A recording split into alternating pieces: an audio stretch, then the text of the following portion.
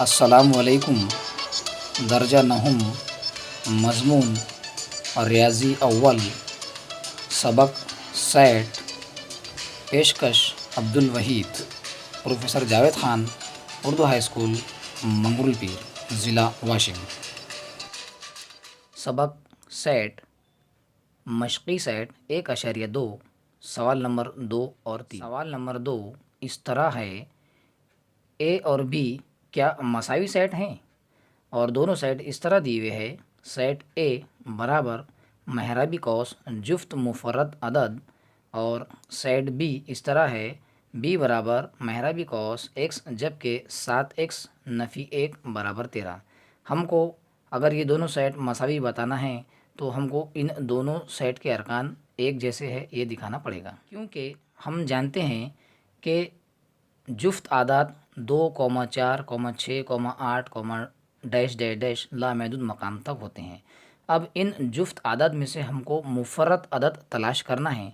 हम मुफर्रद अदद की खुसूसियत जानते हैं, जो कि इस तरह है कि ऐसे आदात जिनके आद एक और ख़ुद हों उन्हें मुफर्रद अदद कहते हैं।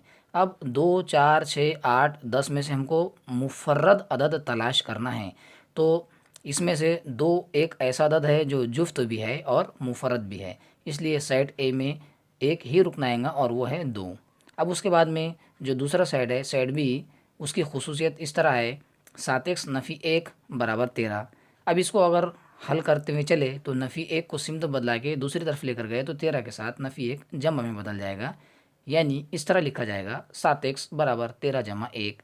फिर 13 और 1 की अगर जमा किए तो 14 जवाब आएगा, जो कि इस तरह लिखा जाएगा 7x बराबर 14। फिर 7 और x के बाद बीच में ज़रब की अलामत है, 7 जो है दूसरी तरफ जाएगा तो तक़सीम में बदल जाएगा और इस तरह लिखा जाएगा x बराबर 14/7। फिर 14 को 7 से तक़सीम किए तो 7 1 7, 7 दूनी 14, यानी x का जवाब आएगा 2, यानी x बराबर 2।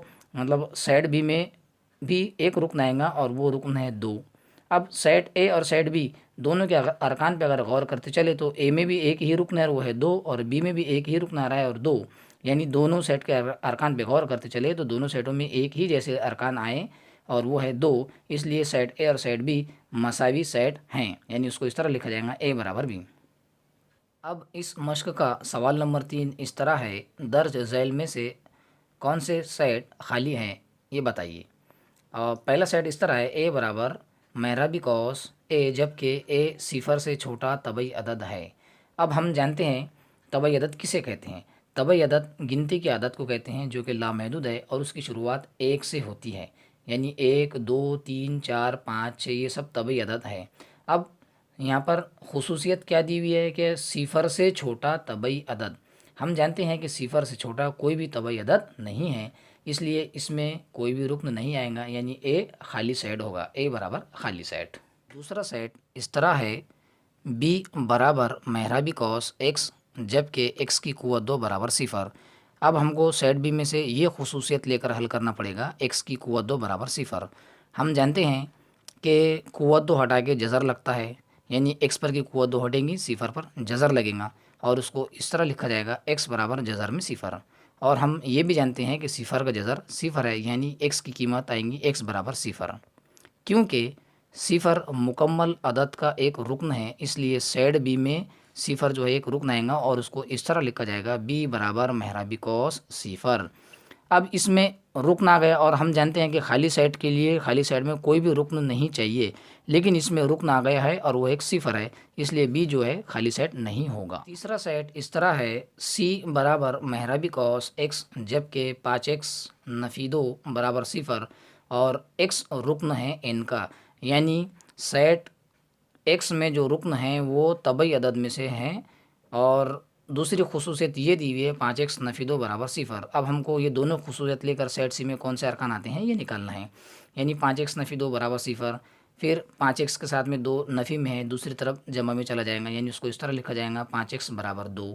अब 5 और x के बीच में ज़रब की अलामत है, 5 जो है 2 के साथ तक़सीम में चला जाएगा और इस तरह लिखा जाएगा x बराबर 5 तक़सीम 2 या x बराबर 5/2, यानी हमारे सामने x की कीमत आई नातिक अदद 5/2, एक कसर आई। अब यहाँ पर x की दूसरी खुसूसियत ये दी हुई है कि x जो है वो रुकन है एन का। एन बोले तो नेचुरल नंबर और उर्दू में से कहेंगे तबई आदाद। अब हम जानते हैं कि तबई आदाद जो है वो गिनती के आदाद रहते हैं, होते हैं 1 2 3 4 5। अब हम हमारे सामने एक्स की जो कीमत आई वो कसर की शक्ल में आई, इसलिए जो सी जो है वो खाली साइड होगा और इस तरह लिखा जाएगा एक्स तबई आदाद का रुकन है, इसलिए सी जो है वो खाली साइड है। सी बराबर खाली साइड।